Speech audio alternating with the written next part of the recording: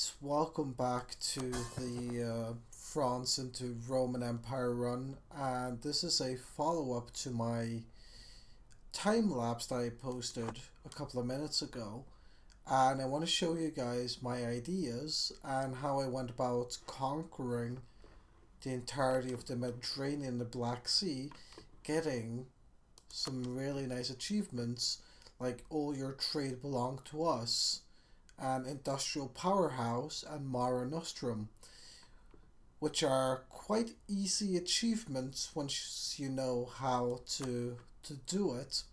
Now, I was quite lucky in my run to get Castile as a personal union very early on. Now, I was a bit more unlucky because if you go back to my time lapse, you can see that uh, there's a solid amount of time.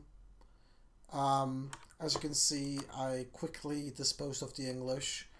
I declared on them first with Reconquest CP before the surrender of Maine can happen, and then I took all my cores back because it's a lot cheaper that way.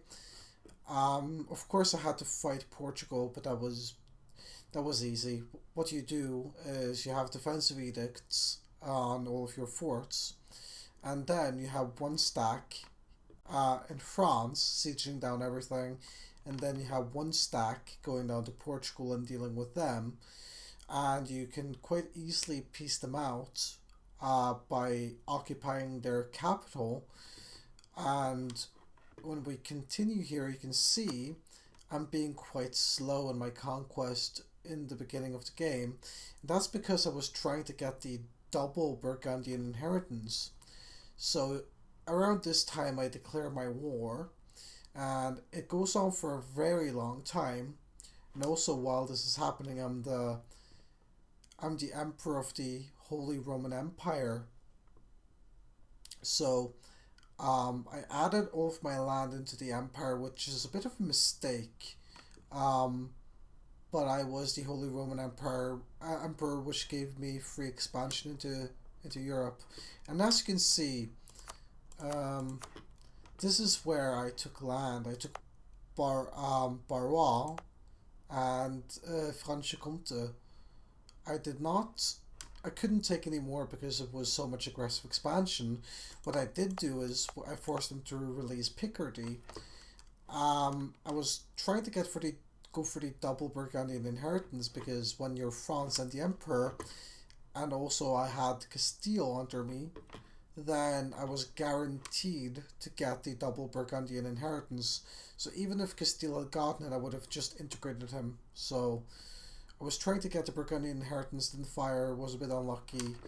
But then I started going into the rest of Europe. And I go into, I vassalize Luxembourg. I go into Savoy. I'm being quite aggressive. Um, I'm also using a lot of Diplo points actually, which I shouldn't have done, to basically weaken electors. I did a lot of stuff in the Holy Roman Empire. I acted as the emperor, so I was wanted to ensure that no one in the empire got big enough to rival me, because at this point you're with Castile PU, then you're so powerful that no one can question you really. Also, I went into Morocco and released Fez as a vassal,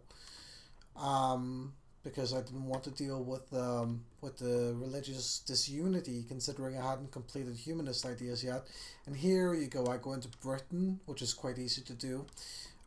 You don't want to let him form Great Britain, because then he's going to get plus 15 heavy combat ability. You want to make sure that he's still England. And there I go into Aragon more because I want to basically control the Genoa trade node. As you can see, it's very powerful node. In my game, it's 178 ducats, and if you want to get very rich very quickly, in a France run, you have to go into Aragon. It's just gotta happen. You have to go into northern Italy. You have to take all of these centers of trade. Use money. Use your 200 ducats to upgrade the centers of trade because it's so powerful. And also have this here global trade hub because that's where the global trade spawned. So I'm quite happy with that. And as you see here with my ideas, I took economic at the end because I just wanted to mess around. I might complete economic ideas just to get the... Oh, I can't get it anymore. I wanted to get the Palace of Versailles. But that is really my France run in a nutshell. The hardest war I had was with the Timurids and the Indians.